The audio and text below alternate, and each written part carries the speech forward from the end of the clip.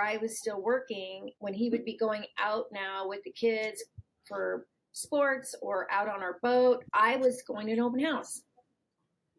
So that didn't sit very well with me. I felt like I was really missing out on a lot of family time.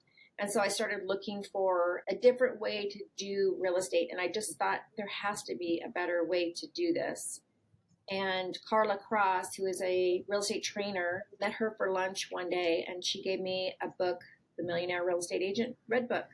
And I was actually one of the people who read that book back in 2003. Didn't really have a plan to open a brokerage. I was really looking for a better way to do real estate. That's what got us connected to Keller Williams, was that Red Book. So you're introduced to the Red Book and kind of the models and concepts that are taught in that for doing business a different way. At what point did you come across the thought or idea or opportunity to actually go and open a real estate brokerage with Keller Williams? There was a dual path that I personally was looking for, which was to find more purpose in my life. I was a wife, I was a mother, and that kind of thing. But there was something inside of me that just needed to get out. Then I also wanted to figure out how to do real estate differently. So those two things were running at the same time in my life. And I started going to Keller Williams classes. We live in Federal Way, Washington. I went to Spokane. I met Bruce Hardy for the first time there in 2003.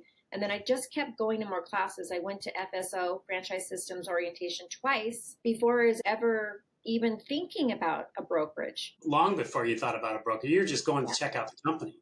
I was just going to check out the company. And all the while, Dennis is still running his business, and he's seeing me do this thing. And he's like, we've been with the same company all these years, it's, adding up to be a lot of years. People know you. You don't need to do anything different. Just learn what you need to learn and go do it there. So I tried that a year later of going to classes and trying to get people to understand what I was learning. I just woke up one day in December of 2004 and said, I got to make a move. I was very compelled at that point. I couldn't unknow what I now know. The funny part was I was not on board because I'm like, well, wait a minute. If you're going to make a move, because we lived 5 minutes from our office, our real estate office at that time. So it's like, let me get this straight. You want to drive all the way to University Place, which is like a 40-minute drive, versus driving 5 minutes to your office. She said, yes. I said, well, why don't you go check out Windermere?